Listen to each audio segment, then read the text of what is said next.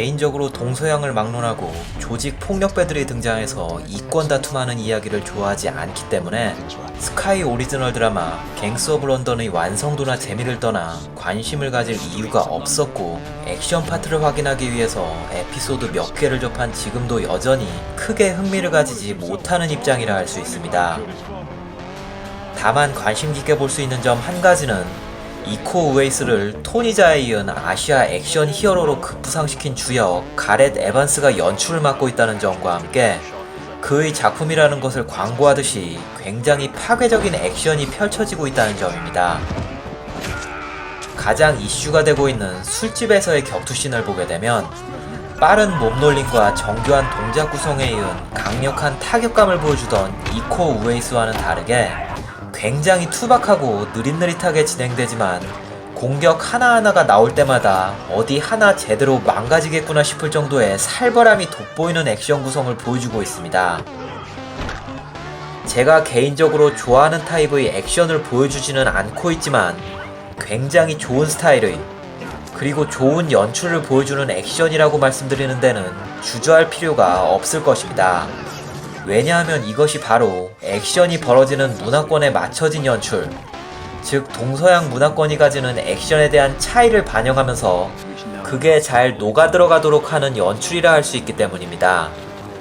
단적인 예로 이렇게 난잡하게 벌어지는 술집 액션을 홍콩 배경의 홍콩 배우들에 의한 현란한 액션으로 그려지는 영화라면 익숙하겠지만 영미 문화권의 영화에서였다면 그 익숙함의 정도는 한참 떨어지겠죠.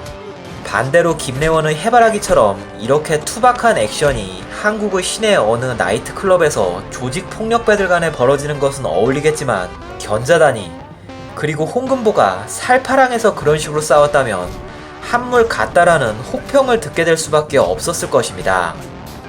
다시 말해 드라마 갱스 오브 런던이 보여주는 액션은 동양의 관점에서 엄청난 센세이션을 선사했던 가렛 에반스가 그가 가진 연출 역량을 영미 문화권의 눈높이에 맞춰진 액션으로, 즉 강력한 한방으로 나가 떨어뜨려버리는 스타일을 유지하지만 단순히 그들이 즐겨오던 액션의 경계선 안에 맞춰진 액션이 아닌 동양의 액션 매니아에게도 큰 호응을 얻을 수 있는 액션으로 완성시켰다는 것입니다.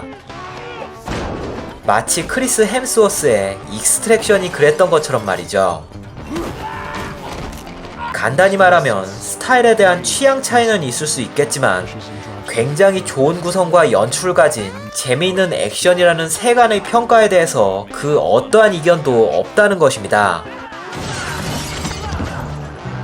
그렇다면 이것이 완벽한 액션 연출인가라는 점에 대해서는 약간의 단점을 지적할 수 있을 것이라 생각합니다.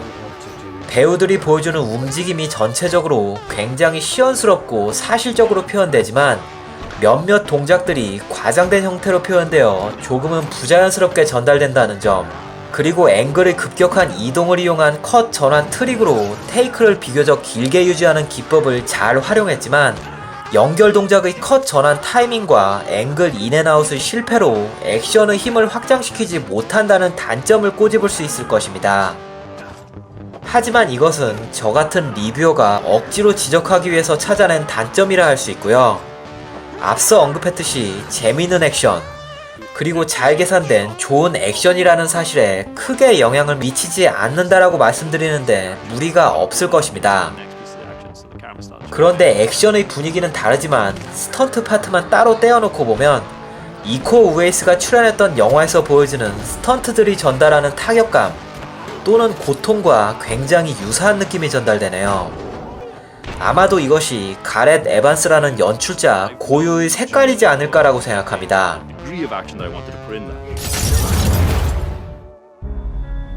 끝으로 개인적인 취향 차이로 인해 시즌1 전편을 보지도 않았고 이 정도로 성공적인 시리즈 데뷔라면 시즌2도 당연한 수순이 되겠지만 깡패 영화와 잔인한 액션 영화를 싫어하는 저는 시즌2 역시 볼 생각이 없다라고 하고 싶습니다. 하지만 액션 장르의 팬으로서 볼만한 가치가 있는 액션이 등장하지 않을까라는 기대는 해도 좋을 것이라 생각합니다. 그럼 지금까지 박성룡이었습니다.